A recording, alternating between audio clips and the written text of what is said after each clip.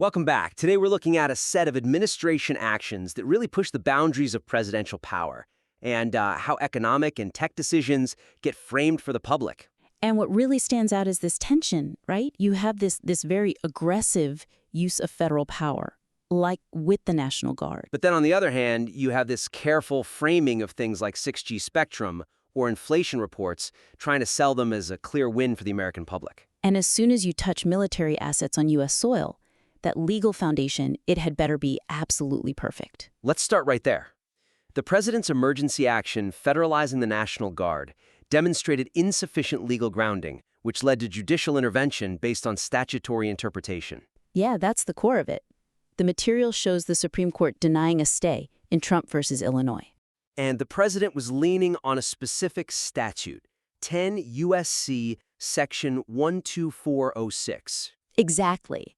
To bring the Illinois and Texas National Guard under federal control to protect federal property in Chicago.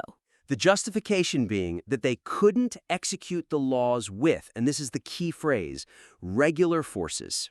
And that's where the whole argument just falls apart. The weakness is that they failed to establish what regular forces even means in this context.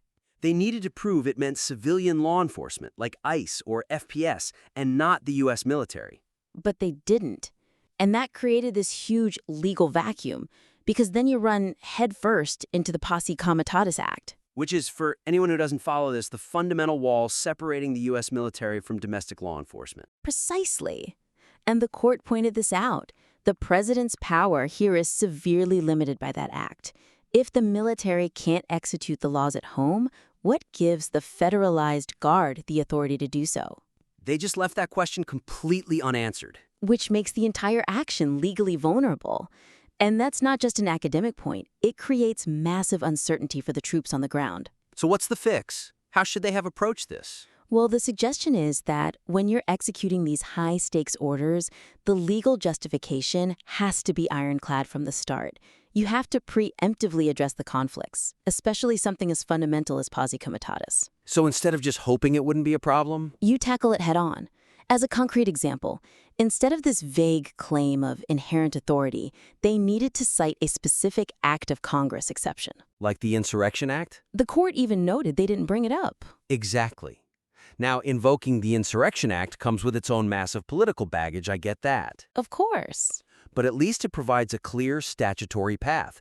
It gives the action a legal leg to stand on. Or they could have argued why what the Guard was doing wasn't executing the laws in the way Posse Comitatus prohibits. But they did neither. They left it ambiguous. And that ambiguity was fatal in court. It was. Legal certainty cannot be traded for political convenience here. So let's pivot from that legal ambiguity to, well, a different kind of ambiguity in economic policy. This brings us to the 6G announcement. The Presidential Memorandum on winning the 6G race leverages national security rhetoric while immediately delivering a substantial, tangible benefit to large commercial telecommunication interests. Okay, so the memo directs the government to clear a valuable band of spectrum, the 7.125 to 7.4 gigahertz band. Right, currently used by federal systems. And the stated goal is America's leadership in 6G, AI, robotics, all the cutting-edge stuff. Which sounds great. But the weakness is that while the framing is all about national security, the direct, immediate winner is the telecom industry. A huge public resource. That spectrum is being reallocated straight to private companies. Yes, and the connection between that corporate benefit and any real, immediate gain for an average American family it's vague at best. It's just a general promise of innovation down the line. So you have this huge, concrete benefit for corporations now versus an abstract public good later. Exactly. And that makes the whole thing look a lot like corporate welfare dressed up in patriotic language. Is this really about helping working families, or is it about helping shareholders? The material doesn't make a convincing case for the former. So how do you fix that perception? How do you make that link feel real? The policy documents need to be way more explicit. The suggestion is to clearly articulate the trade-off. Show a direct line from point A, the corporate benefit, to point B, a measurable positive impact on a citizen's life. Make it tangible. Yes. For example, provide actual data. project the public return on this investment, Okay. and set a deadline for when we move from corporate benefit to consumer benefit. And the memo mentions the spectrum auction will fund the Working Families Tax Cuts Act, Right. regular people. And what about protecting the public services that are being moved off that spectrum? They have to show that public infrastructure isn't being put at risk for commercial gain. That level of transparency seems crucial. It's everything. Okay, so from a policy that masks who benefits, we move to an economic report that seems designed purely for political attack. This one is pretty blatant. The White House Economic Report on Inflation, by using political categorization as a core finding, dilutes its scientific credibility and appears primarily as political theater. I saw this. The title is Year-Over-Year Inflation Across Conservative and Liberal States and Metro Areas. And it flat out says that liberal states and cities inside liberal states have had higher inflation. It defines liberal and conservative based on the 2024 election results. So the politics are front and center. Completely front-loaded. And look, the summary does mention the actual economic reasons, like inelasticity in the housing supply. The real data is buried in there. But that's not the takeaway. The headline is the takeaway. And the headline creates this very misleading link, suggesting it's the political label itself, not complex local economics, that's driving inflation. It's not analysis, it's a political weapon aimed at state-level opponents. One could argue that political labels are just a proxy for different economic policies, right? They could, but the way it's structured makes it accusatory, not descriptive. It feels like they had the conclusion liberal policies are bad and worked backward to find data to fit it. So how do you make this a credible piece of analysis? You just flip the structure. The suggestion for improvement is simple. Lead with the objective economic drivers. Put the real analysis first. Start with the why. Start with the why.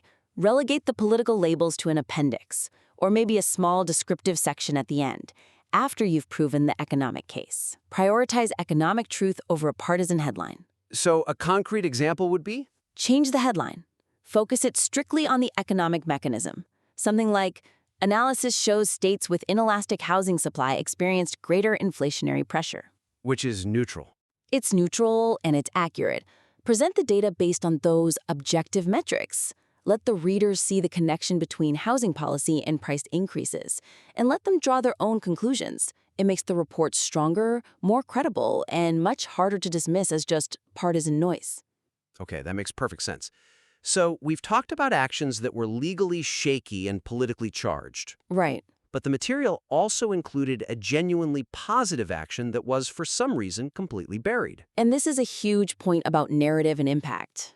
The material effectively highlights a positive action supporting dignity for all, but fails to use this legislative success to counterbalance the controversy of other executive actions. We're talking about H.R. 16.5, the Wounded Knee Massacre Memorial and Sacred Site Act. A really powerful action. It places land into restricted fee status for the Ogallala and Cheyenne River Sioux tribes. It's about historical justice, about reconciliation. And it was just a line item on a list of bills the president signed. Exactly. A brief item on a list, and that quiet treatment is the weakness. It's a massive strategic error. Because it lets the more divisive stuff, like the National Guard deployment or that inflation report, completely dominate the week's news cycle. It defines administration's legacy for that week. It sends a message, intended or not, that this act of justice and dignity just isn't a priority. And given the history of Wounded Knee, that's a profound failure.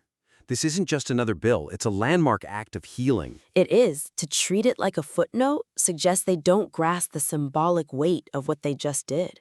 So how should they have handled it? The suggestion is to package and present an achievement like this with the same energy and intensity as a major tech or military announcement. Amplify it. Make it the story. Make it the story. You have to use these moments to define your administration's values. So what would that look like in practice? Concretely, they should have produced a separate, dedicated fact sheet or held a briefing, not just a press release. Use vivid, descriptive language to explain the history, the meaning of this land status change for the tribes. maybe even host a signing ceremony with tribal leaders. Really give it the gravity it deserves. Exactly. Make sure that message of justice and reconciliation resonates just as loudly as any message about national security or the economy. This was a story of profound national importance that should have defined a week of positive messaging, and they just let it slip away. So to wrap up, we've covered 4 really critical areas here, from constitutional law all the way to presentation strategy. And the suggestions really boil down to 3 key themes. First, when you take aggressive executive action, the legal foundation has to be absolutely ironclad. No ambiguity. Second, when it comes to big economic decisions, you have to be transparent about who really benefits and clearly link any corporate advantage to a measurable public good.